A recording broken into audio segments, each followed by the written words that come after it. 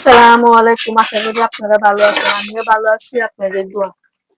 আজকে বলছি না একটা ভিডিও নিয়ে চলে আসি আপনাদের মাঝে। ভিডিওটা হচ্ছে আজকে এই বড় মাছের মাথাটা বড় মাছের হয়েছে তোমার এটা মনে হয় বিটেক মাছের মাথা দিয়া আলু দিয়া বেলুম্বা দিয়া নান্দাটা।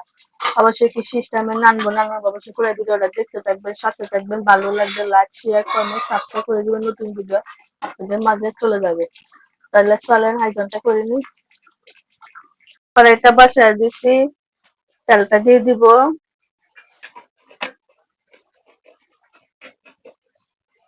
কাঁচামরিচ পেঁয়াজটা দিয়ে দিব একসাথে।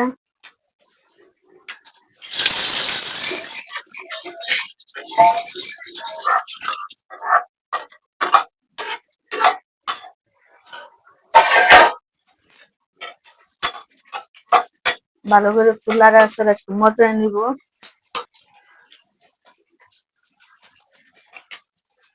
3 চামচ মরিচের গুঁড়া, আধা চামচ ধনিয়ার গুঁড়া, আধা চামচ জিরার গুঁড়া, আধা চামচ হলুদ, স্বাদ মতন লবণ,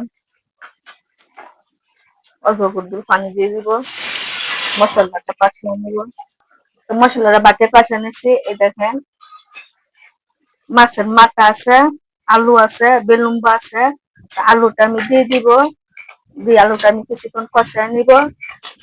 আপনারা যাদের ঘরে মাছের মাথা মোটা বা দুটো তাহে বড় মাছের মাথা, তাহলে আপনারা বেলুম্বা দিয়ে আলু দিয়া রাঁধতে পারেন, সেটা অনেক স্বাদ।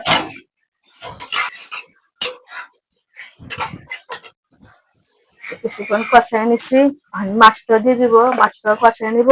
কেন আজকে আমি মাছটা কাঁচা নামতাছি, কেন বেলুম্বা দিয়ে নানলে তোমার মাছের মাথা দিয়ে কাঁচাটা নানলে অনেকটা স্বাদ লাগে।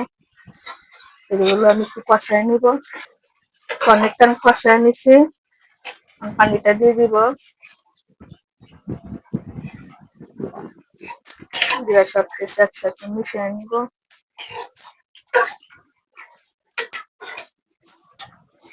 আর এই যে বেলুম্বা গুলো লাগছিলাম, বেলুম্বা গুলো উপরে দিয়ে দিব।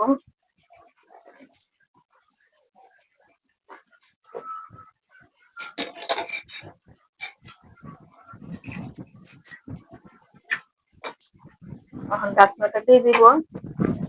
তাহাইটাও আস্তে আস্তে। আমার তরকারিটা হয়ে গেছে। অবশ্যই কত সুন্দর কালার। আর বেলুম্বা দিয়ে রান্নাটা একটু সামান্য জল জল হয়ে নাহলে টক টক মজার মতন লাগে। আপনারা যদি বেলুম্বা না থাকে আপনারা কি করবেন, ওই আছে না কি ওই টমেটো দিয়ে নানতে পারেন। অবশ্যই সিস্টেমে নানবেন, নানবে অবশ্যই আপনারা খায়া বলবেন কিরকম হয়েছে না হয়েছে।